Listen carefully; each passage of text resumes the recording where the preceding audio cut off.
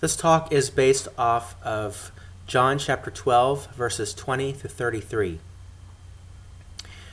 When we look through the Gospels as a whole, we are left with the impression that Jesus' first concern was with his fellow Jews. Of course, Jesus cared about the Gentiles also, but his focus was on God's chosen people. For example, when Jesus sent his disciples out 2 by 2, he told them to go to the Jews in each village. Then there is that disturbing account of when the Syrian woman came to Jesus asking for him to heal her daughter. And Jesus says, "It is not right to throw the children's bread before the little dogs." Then she came back with, "Yes, Lord, but even the dogs eat the crumbs from the children's table." After saying that, Jesus grants the woman's request. There are a few things that could be said about this disturbing story, but the impression here, and in other accounts, is that Jesus came first to minister to the Jews. All this helps us to understand why Philip and Andrew act the way they do when a couple of Greeks approached him with a request to speak to Jesus. For whatever reason, those Greeks go up to Philip instead of Jesus directly. Maybe they were being respectful, or they weren't sure if Jesus would actually see them or not. At any rate, they walk up to Philip and they ask to speak with Jesus. Philip doesn't say, "Well, of course, right this way." No, instead, Philip says, "Wait here." Then, I expect with some confusion on his face, he goes looking for Andrew and says, "Andrew, there's a couple of Gentiles who want to speak with Jesus. What should we do?" Andrew said, "I don't know. Maybe we should just go to Jesus and ask him, see how he's going to handle this." And so they go to Jesus, and they point to the two Gentiles standing there saying to Jesus, they want to talk to you, these Gentiles over here. Well, I imagine Jesus, looking at those Gentiles, had a knowing look. Jesus knew what was going on. He knew that his crucifixion was for all the nations, not just for Israel. And that after his resurrection, all the peoples of the world would be drawn to him. And in fact, it had already begun. And this gets Jesus to start thinking about his own upcoming passion, the suffering that he will go through, the crucifixion. And this prompts Jesus to tell Philip, Andrew, and all the rest gathered around him, "If you love your life, you will lose it. But if you hate your life in this world, you will keep it for eternal life." What in the world does that mean? Why would you even want to keep something you hate? You know what I mean? If you hate your life, you get to keep it? Well, wait a minute, I don't want it. And Jesus is encouraging us to hate our lives? Really? I mean, teenagers will cry out, "I hate my life!" And people that are in misery will moan, "Oh, I hate my life." So is that what Jesus has in mind for us to be miserable? I don't believe that's true. No, this is one of the sayings of Jesus that we need to interpret and not take literally. It's just like when Jesus said that if our right hand causes us to sin, that we should cut it off, because it's better to enter heaven maimed than it would be to remain whole and be thrown into hell. Well, obviously, Jesus did not intend for us to literally cut our hands off. So we're supposed to hate our lives instead of love our lives? No, I believe Jesus loved life. He is the Lord of life. I can't imagine Jesus hated his life when he was walking around doing his earthly ministry. But he did know that he would have to lay down his life, only to take it up again after the resurrection.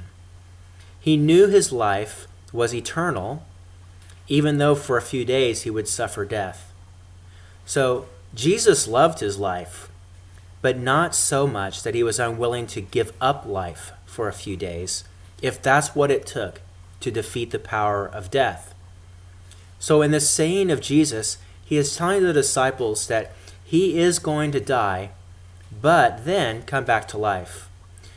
And perhaps he is telling them that they will also have to make a choice, to choose to lay down their lives, only to take it up again. Perhaps Jesus is saying that there is more to life than the few years that we have on earth. If we lay aside if we lay side by side our life on earth and the promised life in the world to come, the choice would become clear about which of the two that we would cherish. It's not that life on earth is bad, but everlasting life in paradise? And there's no comparison. And yet we don't think about that. We don't think much about losing our lives to death. It can be disturbing, even shocking, to hear words such as this. Come, brothers and sisters, before the end, and let us look upon our clay, upon the infirmity and meanness of our nature. Let us see that we are dust, food for worms and corruption, that our bones grow dry and have no breath of life within them. Let us gaze on the tombs. Where is the glory? Where is the outward beauty? Where is the eloquent tongue? All is dust and shadow. Why do we deceive ourselves and boast? Why do we trouble ourselves in vain? For we are earth, and soon to the earth we will return. Why do we not reflect that we are formed from clay, and cast out as rottenness and corruption? Yet though we are clay, why do we cling so closely to earth? For if we are Christ's kin, should we not run to him, leaving all this mortal and fleeting life, and seeking life incorruptible, which is Christ himself, the illumination of our souls? See, this is the issue that Christ lays before us. What matters to you more, your life on earth or everlasting life with God? If what drives us is to do whatever we want, get as much as we can, and protect what we've got, then we're going to learn a painful lesson. And that is that the older we get, the more we discover that we can't always do what we want. Our bodies won't let us. And we discover that all the stuff that we thought was so important, that made us feel important, in the end is all meaningless. But if we choose to make our aim in life to pursue Christ, to keep Christ front and center instead of our own self-interest, will we not discover that we have all we need? So that even when our bodies break down and all the things we worked for slip out of our grasp, that we still have Jesus, that there's more to life than the time we spend here on earth. Now, of course, there's nothing easy about this.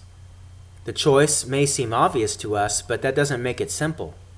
We live in a culture where we are barraged with a constant message that is all about me, my life, what I want, and that I'm free to live my life however I want. And to a degree, that's true. We are free to choose what kind of life that we want to live. But we don't want to live a life that includes pain or suffering or sacrifice. We want to avoid that as much as possible. And Jesus knows this to be true. While he reflected on the suffering that he was about to endure, he says, "Now my soul is troubled." It's understandable that his soul would be troubled as he considers that soon he will be suffering and dying for people that don't really know him, and some who outright despise him. To be truly humble, to resist the need to protect yourself from getting hurt, of sacrificing on behalf of others who don't appreciate or understand what you're doing, that is a tough choice to make. Now, when Jesus said that his soul was troubled, that didn't mean that he was having second thoughts. His will and God's will were in perfect alignment. It's just that Jesus didn't get a big grin on his face or jump up and down as he thought about the suffering that lay in front of him. Of course he was troubled, but he would not allow his feelings to prevent him from doing the will of the one who sent him. Jesus is setting for us a challenging example, to not allow our feelings, even our troubled souls, to prevent us from doing what God's will is for us, to do what is the loving thing to do. And this is true freedom, to love others whether you feel like it or not, to love others as a sheer act of will, even at potential personal risk or sacrifice. This is truly a high calling. However, there is a problem. I've known of people who gave so much of themselves that they had nothing left to give. They were emotionally burned out. Some of them became physically ill because they did not take care of themselves. It's like when you get on the airplane and they tell you while you're waiting to taxi off that in case of a loss of cabin pressure, oxygen mask will drop down in front of you. And if you are sitting next to a child, put the oxygen mask on yourself first and then help the child. Living for God and putting the needs of others ahead of your own does not mean that you can ignore your own real needs. Humility is about more than putting others first. Humility also is acknowledging that you can't do it all. Each of us also are needy. We have to allow ourselves to be helped and cared for. This is what makes community life possible. We need each other. Humility calls for giving and receiving, leading and following, helping and being helped, of sacrificing and benefiting from the sacrifices of others. So what does it mean to hate your life? Well, maybe a way to think of it is this way. Keith Green is one of my favorite singer-songwriters, and he wrote a song called Your Love Broke Through. It's a song that's about his life. He thought he knew what he wanted out of life, and he was relentless in pursuing his goals. But he was finding no real purpose in life. He was lost in a fantasy of his own construction. But then God's love broke through into his life. He came to love Jesus and desired to live for God. No longer chasing after his own dreams and fantasies, he obediently sought to follow the ways of Jesus. And so he sings about how his life now has meaning, purpose, and direction. He hated his old life, and he fell in love with his new life in Christ. And I believe that's the attitude that Jesus is trying to teach us. The invitation then is to see all aspects of our lives, our relationships, our responsibilities, the daily trials and tribulations of living, to place all within the context of being servants of Christ. Be a spouse as if you were serving Christ.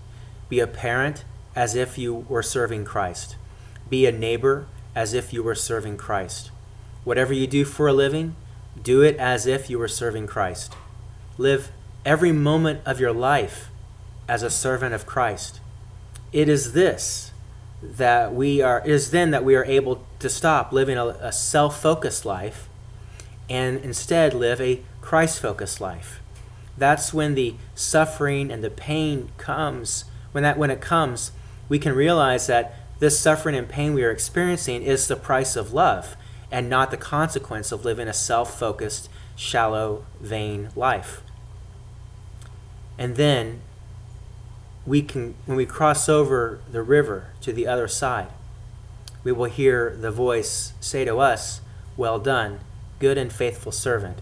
Enter into the joy of your master." Take care.